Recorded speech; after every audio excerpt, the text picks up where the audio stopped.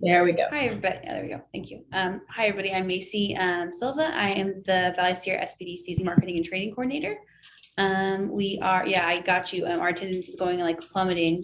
We did start doing in-person recently. We had two this week and our room was full. So I think people are just clamoring to get out there in the real world, but what can you do? You know, we've been doing hybrid for the last couple of months with most of our meetings, and our attendance was up there. I think right now they're wanting people to pull the rug out. Some people are like, I'll only do it if it's virtual, but those are the same few people. I think the hybrid is not wowing anyone right now either. No. It'll end. It will. We're just going to keep sliding through it all. Josh, hello again. Could you introduce yourself? Hello, Josh with IT Solutions Curry. We're a managed services provider. I'm an account manager here and I work with new business.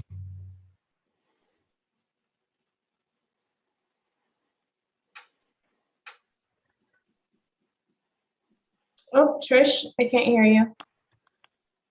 Your audio went out for just a second.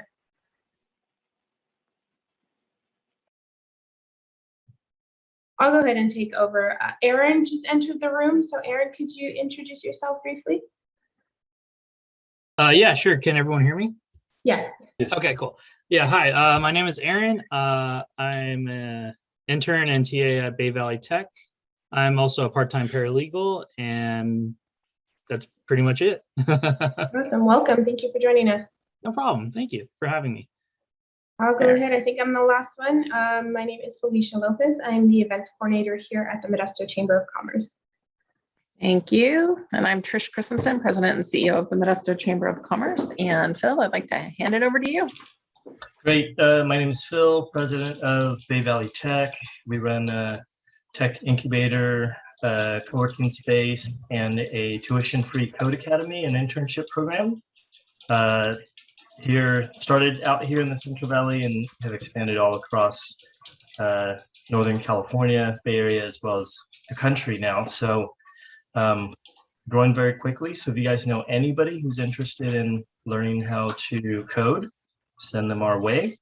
We're also expanding the program to include digital design, digital marketing, cybersecurity, data analytics, as well as a few other related disciplines here coming up later in the year and next year. So thank you everybody for attending Tech Connect. This is a collaboration between our organization and the Chamber, SBDC. I think Bob, the city is considering joining as well. Is that correct? And then a few other organizations too are coming on board to help expand this effort. So I think it's great for folks in the Central Valley to get together and learn about new technologies that could help their businesses. Exactly. Thank you. So I guess I can introduce our presenter today is David Caymans with Mid-Valley IT, and feel free to take it away, sir. Good afternoon, everyone. My name is David with Mid-Valley IT.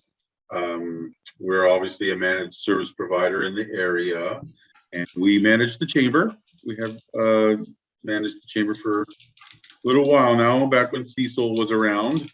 And I'm here today to talk to you guys about phishing and give you a little bit of information on that. I chose the topic just because it's, excuse me, it's one of the most prevalent forms of attack these days that have the hardest time stopping and some of the greatest consequences. So it's something that it's, I wouldn't say it's fresh and new, but it's definitely been exacerbated by the criminals and their ability to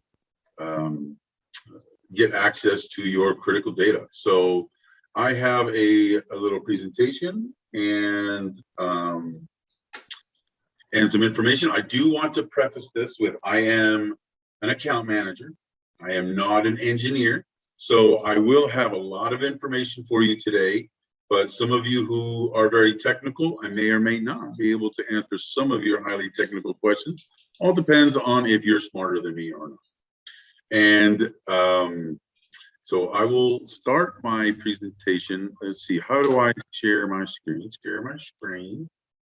You should have rights, co-host rights, so you should be able Yep, to. I think, can you see this? It's popping Yes. up. Yep. All right, I will make it full size.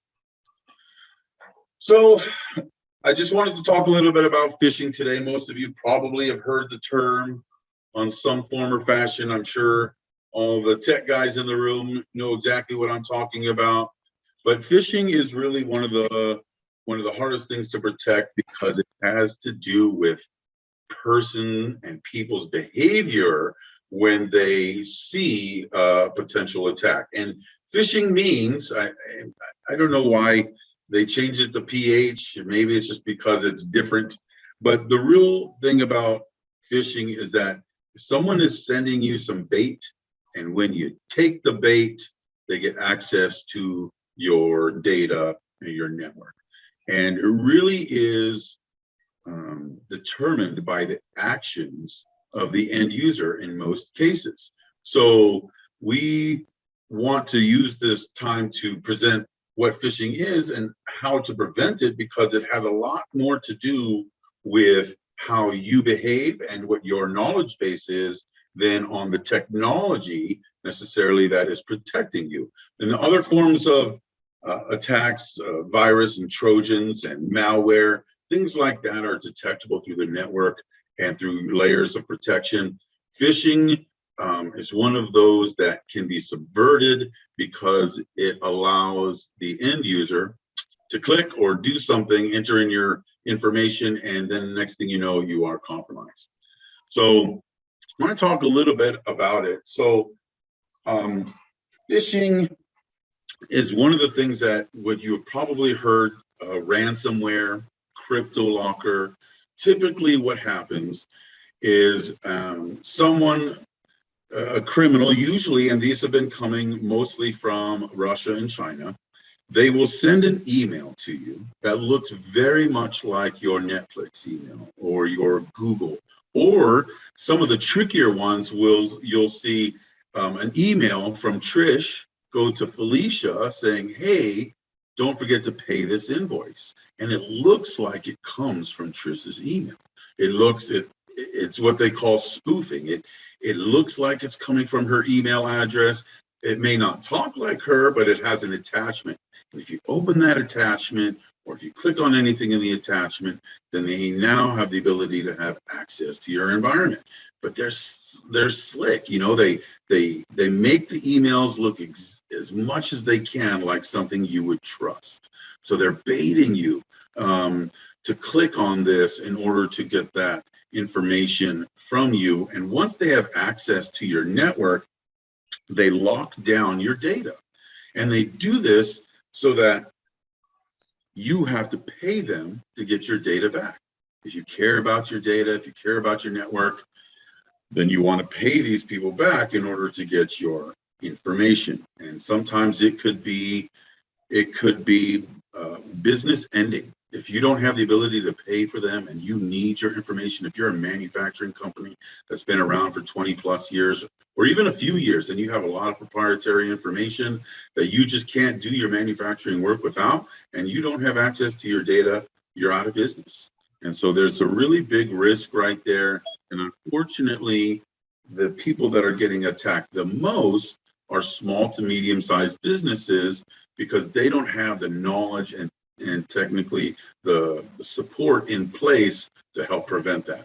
So really what phishing is, you send an email, it looks like it's a legitimate email, and you click on it thinking that you're doing something like you normally do, whether it be Facebook or Netflix or Google or someone else from your environment. And that's how they get you. They get you with that kind of bait right here. So, you know, here's a little bit of information on the slide. They're very much more sophisticated than they've ever been. Companies are or organizations that do this are understanding. They're smart people. They're smarter than the average Joe, and they're really doing everything they can to steal your data in order to take your money as well.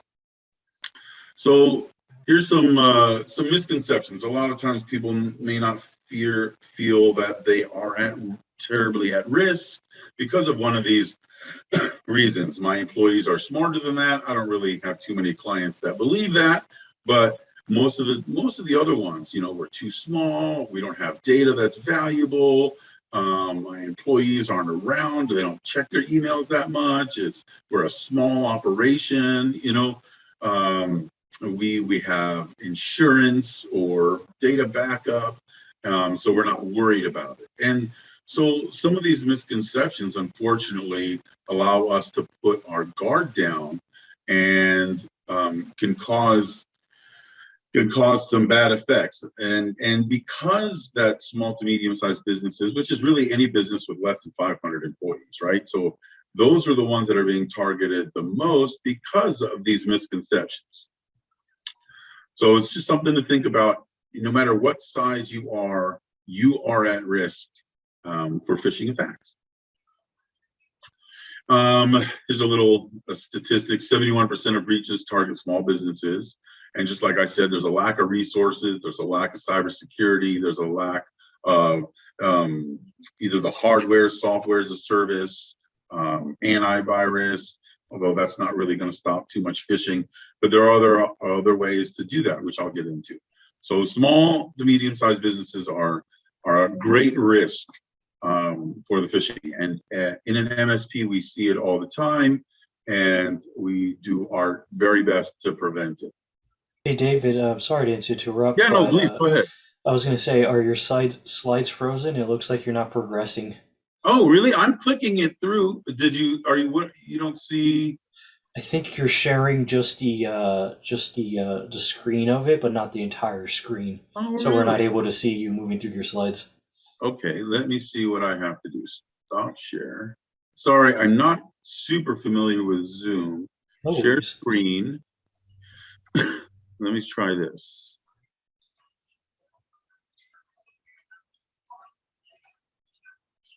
Can you see me move through the slides now? There you Yes, go. thank you. Yep. I appreciate it. Oh, goody. I'm so sorry. So you That's didn't okay. No worries. quote here.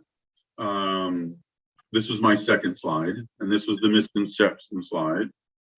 And then the one with this is the one that I was just on. 71% of breaches target small businesses.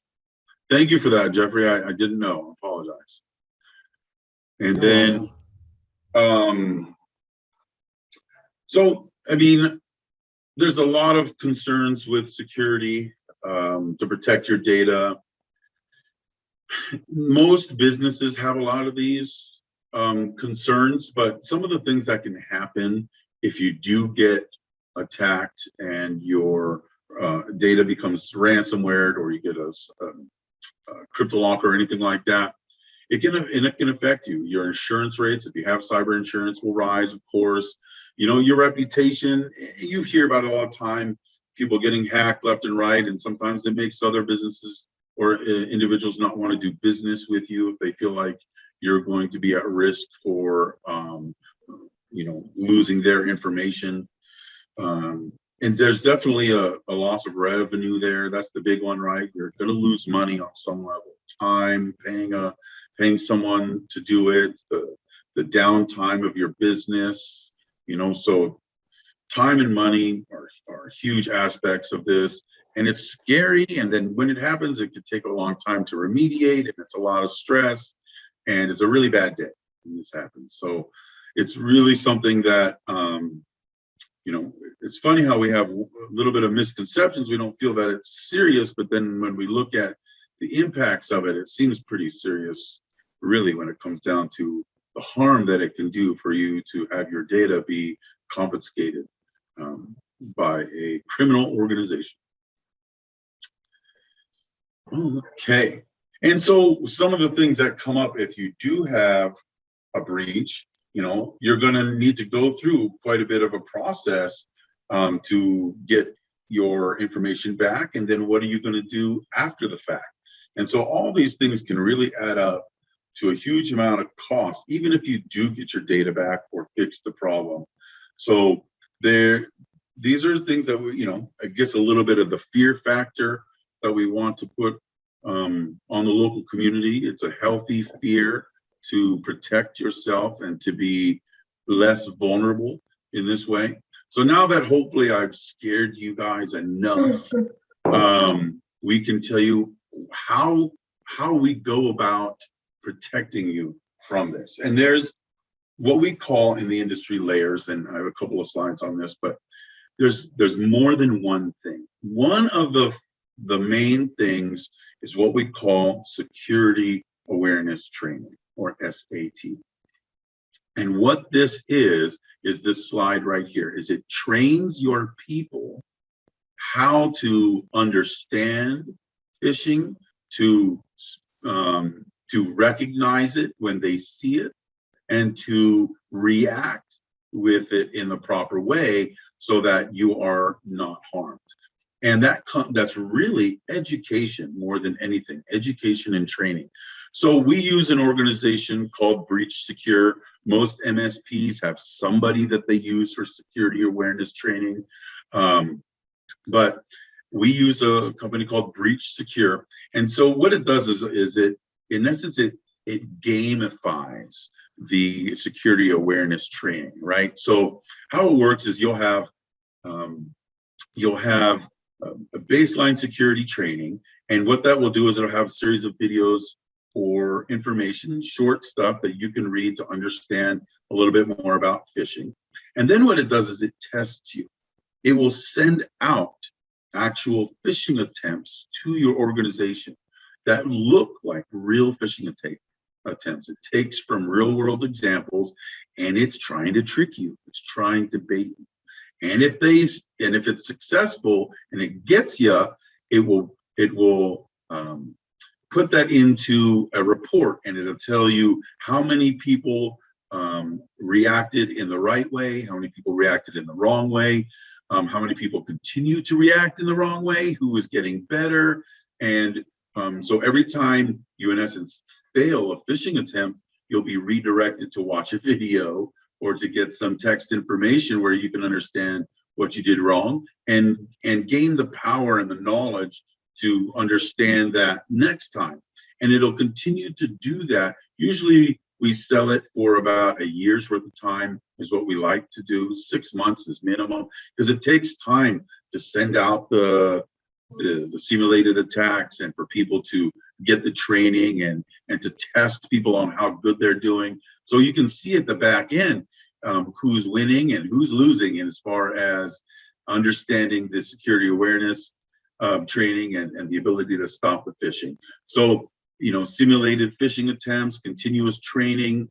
And then what it does too is it also helps you and your IT team create policies and procedures that you can then adopt into your organization to help you moving forward with every new employee, with existing people, or sometimes like the Modesto Chamber may have different board members coming in and out. So it's not just the employees themselves. So you can help create policies and procedures that will protect you from that. And then of course to measure your risk and see how vulnerable you are to these phishing attacks. Excuse me, I'll take a quick drink of water here and I'll the next slide.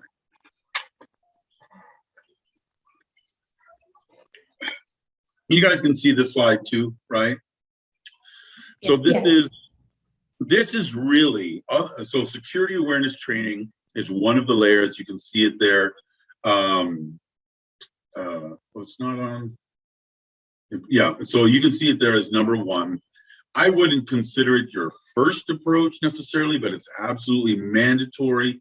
I wouldn't say mandatory. It's absolutely imperative that you have some form of training for your employees, whether it's a policy procedure or this security awareness training.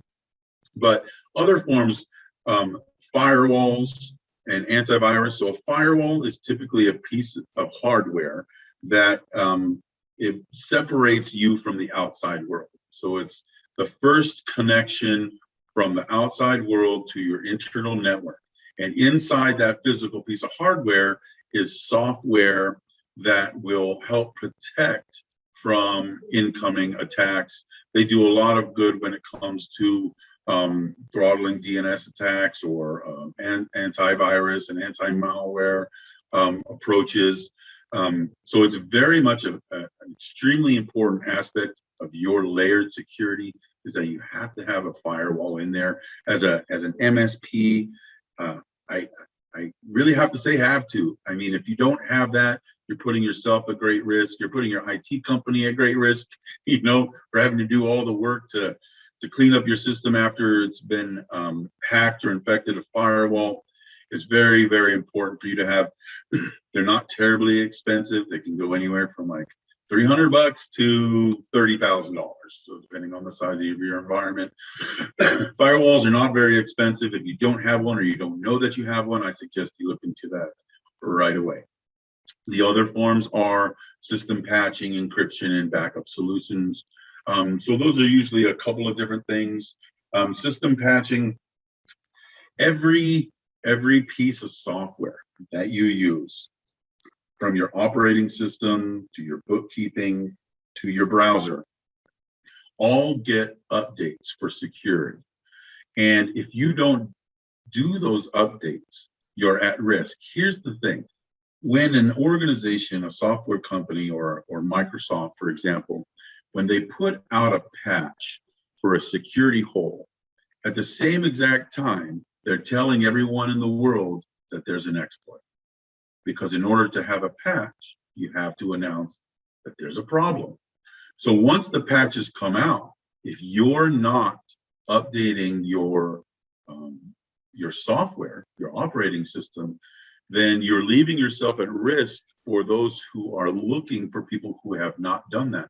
There was one time we had a client we brought on that they hadn't rebooted their server for 500 plus days. So that's almost 2 years. And in order to install a patch, especially on a server, it has to be rebooted. So think about no security patches over 2 years. And the amount of vulnerability that leaves you is pretty high, you know. So, but at the same token, there's patches out there that break stuff.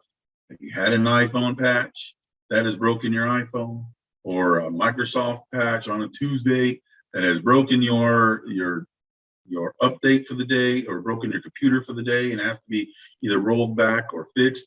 So one of the things that we do as an MSP is we have monitoring and patching software that allows us to determine which patches we want to put out and when we want to install them, so that it doesn't interfere with your workday, and at the same time allows us the ability to understand the patch before it affects you negatively and creating more work, right? Because the last thing we want to do is try to make you more secure, but then ruin your day because your patch broke your computer. And although that doesn't happen very often, it's not uncommon. So one of the things that we do is we make sure all of our clients are patched with all their software on a regular basis. We understand the patches that are coming out, we look into them, and we provide them usually in the middle of the night sometime, so that you're not affected during your work schedule. Encryption is end-to-end encryption, which is something that's also very important, is really just scrambling up your data so that people can't read it if they snag it out of the middle of the transfer process. So, and then one of the biggest ones is backup solutions, right? So if any of our clients get hit with ransomware, one of the first things we can tell the criminal entity is, we're not going to pay you. We are going to roll back all of our clients' data to the most recent backup, which could be as soon as 15 minutes, never more than 24 hours. So worst case scenario, if you're a client of ours, or any probably good MSP, you're going to be back to yesterday, and you won't have to pay the ransomware. You'll be out a little bit of time as you get your information back, all depending on the backup solution that you have and the size of your environment, on how long that could take. It could be all day, it could just be an hour or two. It all depends on what's been compromised and what your backup looks like. So if you don't have a backup solution in place now, I recommend you look to one. You can call me. I'm sure these Jeffrey and who is it? Aaron and Philip, right? Can also help you with that. If I'm not mistaken, who is it? Is it Kevin that you're with? Oh no, Josh, you're with Curry, right? Yes. Yeah. So you call him, granted he's a competitor, but no, it's fine. Call Josh, call myself, find out what your options are for backup. Absolutely mandatory for you to have that, not just for security from ransomware, but things crash. If you have all of your stuff on a server that's physically on site and it's not being backed up to a co-location, you run the risk of that piece of equipment being stolen, destroyed, or lost, and you going down in flames. So I think we all pretty much know about backup. I don't need to harp on it too much, but system patching, encryption, and backup are very important layers for your security. And then, of course, one of the newer things that everyone's jumping on right now is cyber insurance. Now, excuse me, cyber insurance isn't going to stop someone from hacking, but it can mitigate what it costs to repair it. But the other thing is as well, cyber insurance will usually require certain aspects of your network to be protected. So if you don't have certain protections, in order for you to get cyber insurance, you need things. Two-factor authentication or multi-factor authentication is typically something that is required by cyber insurance policies, which means that you can't just use your email and password to log in. You'll need another factor of authentication, which is typically an app on your phone that gives you a new number every 30 seconds that you have to enter in order to get into that secured software or network. And cyber insurance typically requires that. You can also get a discount from your cyber insurance policy based on having security awareness training, on having antivirus or other versions of antivirus. There's your standard antivirus, and then there's what we call artificial intelligence antivirus now, which is sort of the new wave of antivirus. Trish will be talking about that, but it is a more intelligent form of protecting you from things that happen in your network, because it's not just looking at a database of known vulnerabilities, but it's actually monitoring your network to determine if anything funky or out of the standard is happening on your network, and it can raise red flags and lock things down based on its understanding of how you typically use your data and your network.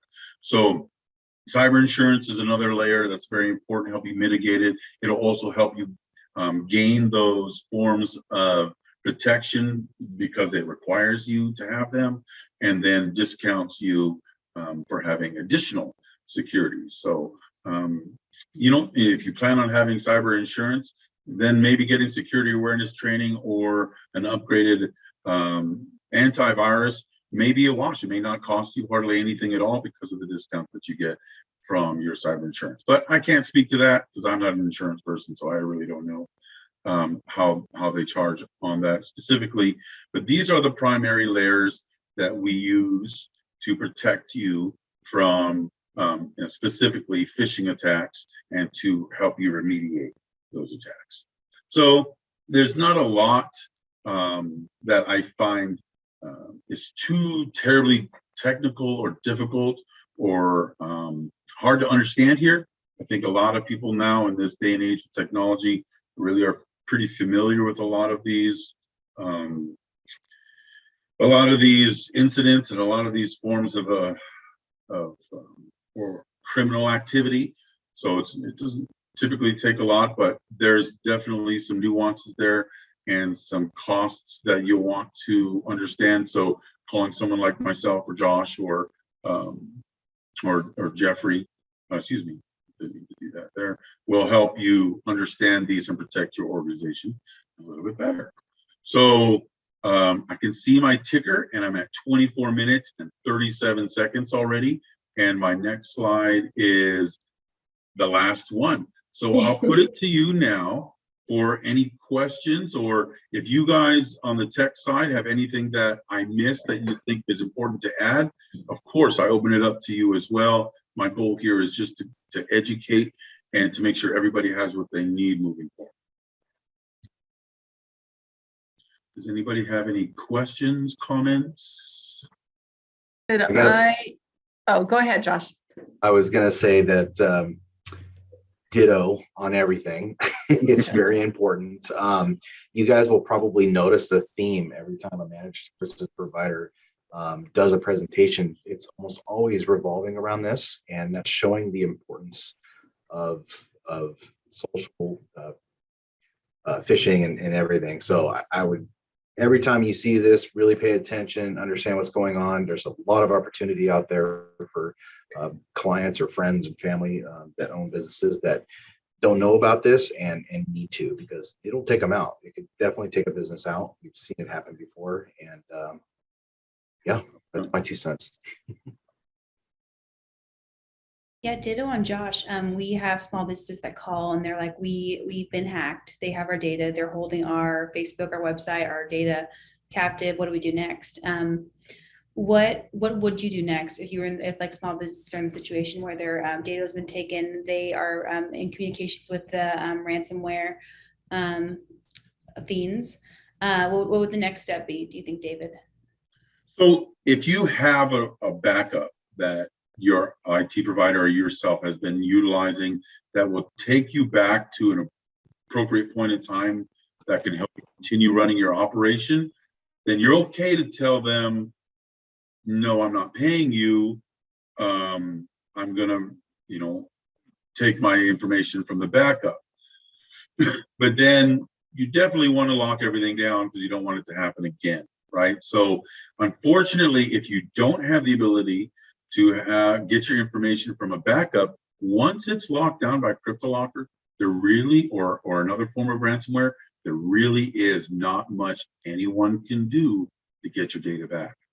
And if you have a backup system that's connected to it in some form or fashion via a hardware device, that can be locked down too. They can access your network anywhere. If your backup isn't off-site and completely separated from your network, that can be locked down too.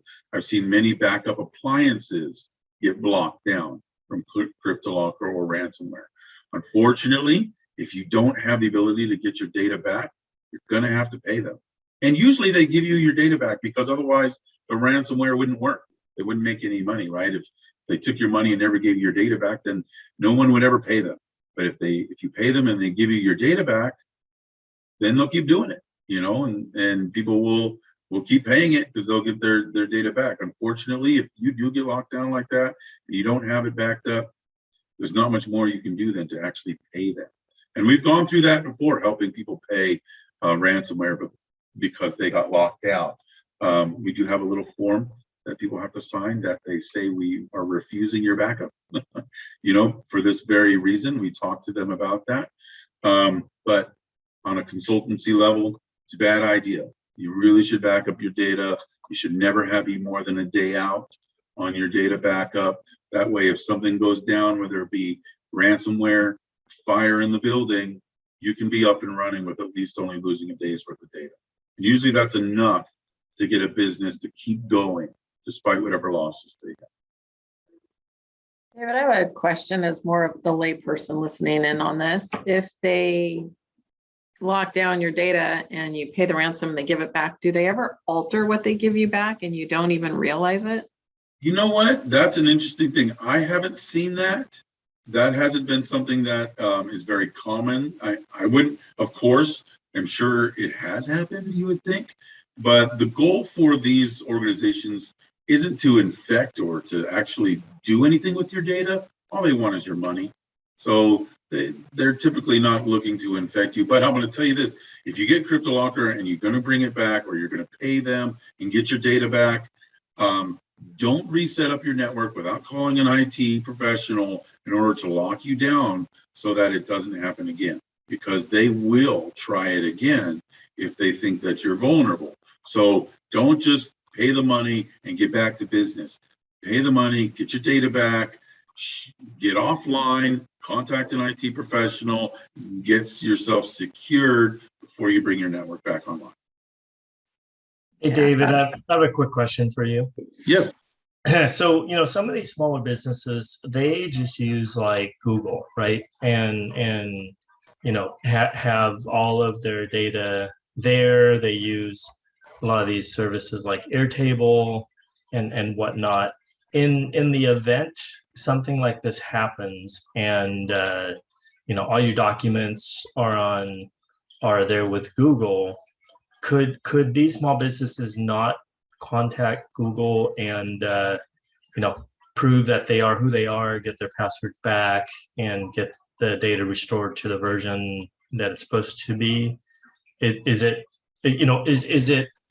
a bit simpler for small businesses that are on some platforms versus on others? Does that make sense, what I'm asking? Absolutely. So that comes down to the difference between on-prem versus the cloud. And the cloud just technically means someone else's hard drive. So if Google's hard drive has better protections than your hard drive, if Google's servers have better protection than your servers, then yes, they're less likely to be vulnerable. However, if you get a phishing attack and it looks like a Google thing and you type in your name and your password, right, it doesn't matter. They have everything. They can remove all of your data from Google, put it on their own hard drive, leave your Google blank. You can get access back to your account maybe, and get the password changed, and you can talk to Google. I know people have done that with Yahoo and such in the past, but getting your data back, that's a crapshoot. You never know what's going to happen with your data. Google's not going to promise you that anybody that deletes all your stuff or from your Google Drive they're going to be able to get that back for you. And so the best bet is to, if you're using cloud or cloud as a service, still maintain a backup of some kind to another cloud. I hate to say it like that, but you definitely want to have what we call redundancy and layers, so that putting all your eggs in one basket is never a good idea. So what and then this is a question, I guess, for all of you guys in the industry. So some of these small businesses that use Google solutions or some of these other cloud solutions, if they back it up to another cloud, like what would you recommend for as the backup, and is it so what's the practical way to do that, right? Because to back everything up to some of the other cloud sort of online, that takes forever, right? So how would you recommend that people do that? Sure. So, and there's several forms of backup. So the traditional backup you're kind of saying that takes forever is like, at the end of the day, it takes all of your data, it moves all of your data from one place to the next, and it protects it. And depending on how much data you have, that determines how long that takes. However, there's another form of backup too that's called versionary backup. And what it does as well, and there's other names for it, is that it's a real-time backup. So what it does is it only backs up the changes in your data. So if you have 1,000 Word documents, but only 10 of them have changed, it's backing up those changes. And not only that, it can do it in real time, because if it's only a little bit of change here and there, that's a small amount of data for it to back up. And the cool thing about that too is if you have one piece of one document that you've modified multiple times, there's a chance that throughout all that versionary backup that's been happening, you could go back to a previous version of that document as a service, because it's only backed up the versions of that. So you can expedite and utilize less bandwidth. I know a lot of us have really great internet here in the Central Valley, but if you're in ag country, a lot of us have really terrible internet as well. And so I know IERA and Unwired and places like that are really reaching the deeper pockets of agricultural land and such like that to get support. But even when they do, a lot of times that's really slow. So it's really helpful to have a backup that takes less bandwidth and can do that. And then there's other forms of backup you can get. Google has forms of backup. I don't really know the ins and outs of what you can purchase from Google. There is there's another form of backup that was very popular for a while. I'm blanking on its name. It starts with a C. Hold on one second. I don't know why I'm having a little bit of brain fart. About Carbonite or Carbonite. Thank you. So Carbonite is another one. It's typically you can have multiple packages. It's probably better suited. It's one of the organizations that's maybe better suited for small organizations that can't afford an enterprise level backup. We sell an enterprise level backup that costs typically around $150 a month per terabyte, depending on how many servers you have and such like that. Excuse me, but that's an approximate cost. You can pay anywhere between $100 to $400 a month, maybe for a terabyte of backup. Now, if you want something less expensive than that, there's lots of ways. Even Dropbox. I hate to say Dropbox is not something that's typically recommended because Dropbox puts a folder on your computer. And if that folder gets locked down or they delete the stuff off the folder and it's connected to Dropbox, you could also lose your Dropbox. But Dropbox has really improved a lot. And their pro version is HIPAA compliant. For those who don't know what that means, if you're carrying sensitive data for individuals that has either social security numbers, a credit card, or medical information, you are required to be HIPAA compliant in order to protect that information. And a lot of organizations are not HIPAA compliant or haven't been HIPAA compliant in the past as far as backup is concerned, because it's just like a box. It's just throw your stuff up in the cloud. I'll give you a bunch of space, a terabyte for I think I paid Dropbox $10 a month, and I don't know if I have a terabyte or unlimited or what it is, but all I really use it for is my wife's iPhone, because she takes so many damn pictures all the time that they have to go somewhere because she's constantly filling up her phones. Not that we ever use some of those pictures, but they're there, and I have 20,000 pictures in my Dropbox right now, something like that. So that's the cool thing about Dropbox is it can connect to all of your different devices and automatically download the important stuff for you. So Dropbox, Carbonite, Google, there's pretty much every major manufacturer has something that you can use for backup, and they would be happy to sell it to you. Microsoft has OneDrive, and they have forms of securing your data through that as well. So I would recommend, reach out to an IT professional or someone that you trust and get your options, look at the cost versus the support you'll get, and get as much as you can afford. Thank you very much. There are lots of options out there for you. Thanks, David. Hey, Josh, maybe I can ask you this related question and get your perspective as well. So thank you again, David. Of course. So Josh, for chamber clients, SBDC clients, right? Some of these smaller local companies, how should they determine, what's the typical profile of an organization where it's like, hey, you know what, just use Gmail, that'll work for you, versus, oh, okay, now at this point, at this number of employees, or whatever it is, that's a trigger.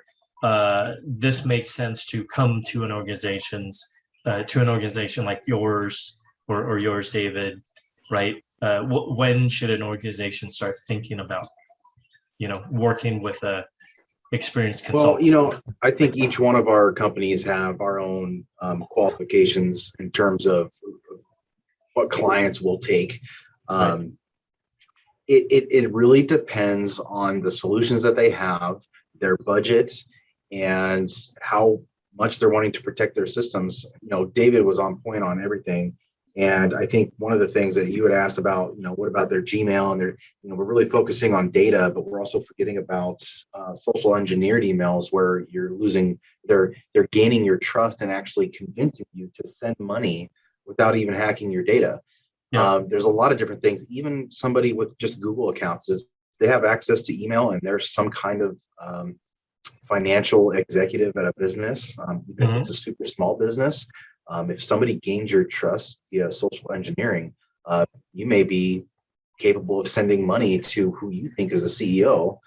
So there's a lot of policies and procedures that can be taught to these businesses. And again, every single one of our businesses have different criteria of what kind of customers we take on. Some of us take on very large clients, some of us take on very small clients, and some of us are in the middle. And it really depends. So really, it's knowing which one of us fits best with them. I think we all kind of probably run into all the same solutions, especially with end user training. Firewalls are always important, like David had mentioned. So there's a lot of different things that we could do. When we're talking about very small customers, it typically falls in line with a more time and materials business, where I think David and I are more of the managed services. You're really taking on a relationship with an IT company, not just calling a guy every once in a while when something's going wrong. So there's a lot of factor to that. So it's kind of a hard question to answer. And I'll add to that is it really comes down to how important is your data? How valuable is your data to you and your organization? If you could say, well, someone could steal all my data and it would kind of suck, but give me a couple of days and I'll be back up and running like I was, I guess your data is not that important. But if you're a manufacturing company that says that if my data gets lost, I'm losing thousands of dollars an hour, that's pretty big. You want to have that stuff backed up. I think David, I can attest to that. Yeah, I think we can attest that it's becoming very rare that anybody says that their data is not important, right?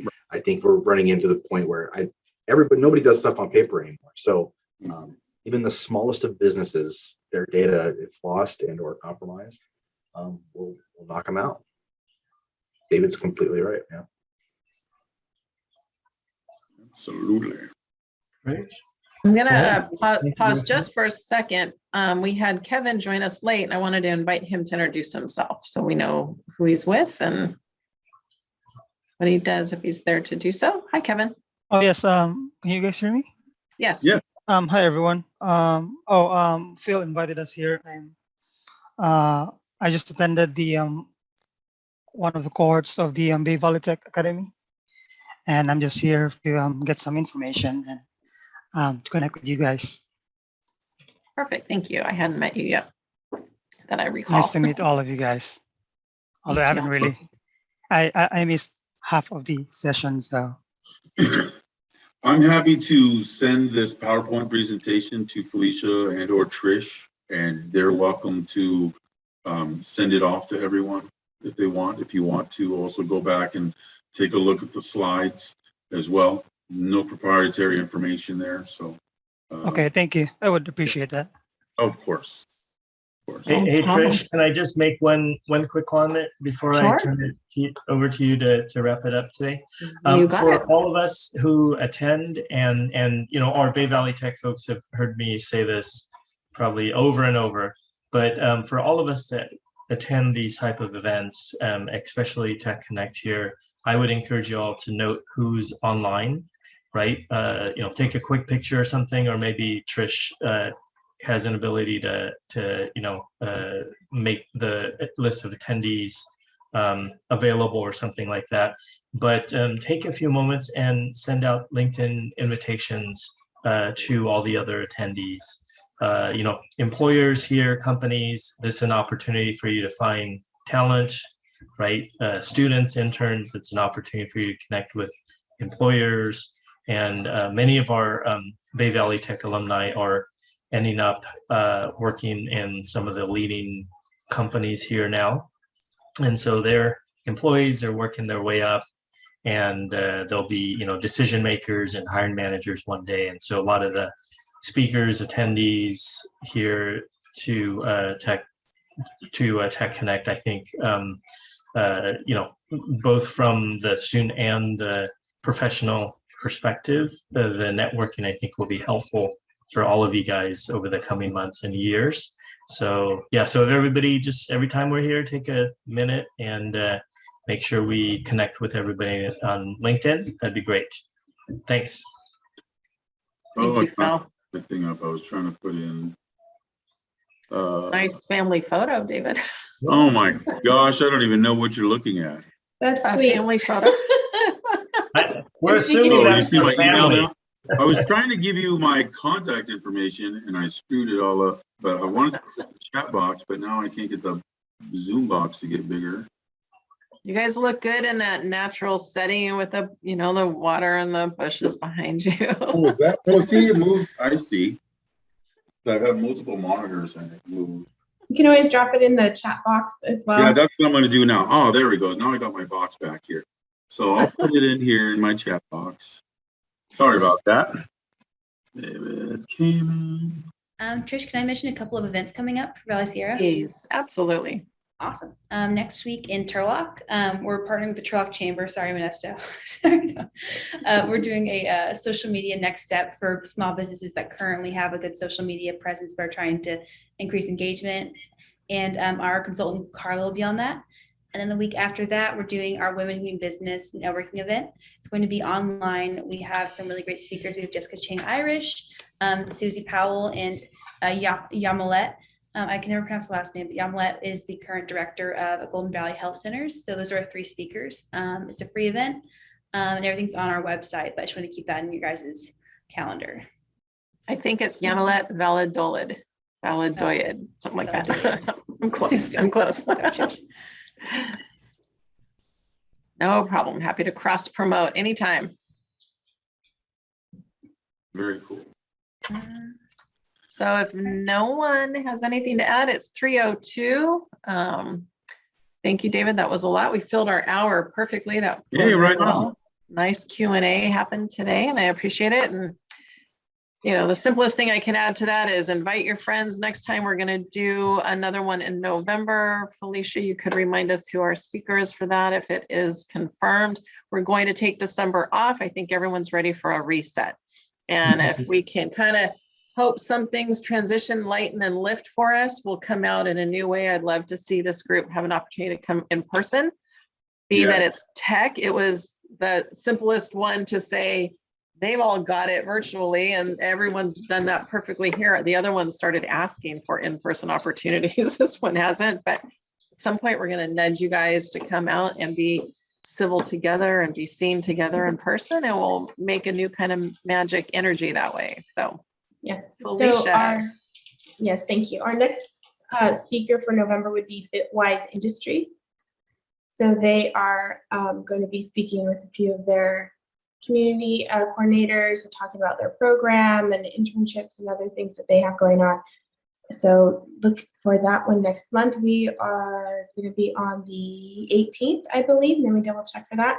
And I usually will send everybody that's on our email list a reminder for that as well. So look forward to that, and just check out our social media and website to confirm whenever we have anything like that going on. Check out our other things. Trish, we have a couple other events. Go ahead. At the end of You're on a roll. Keep going.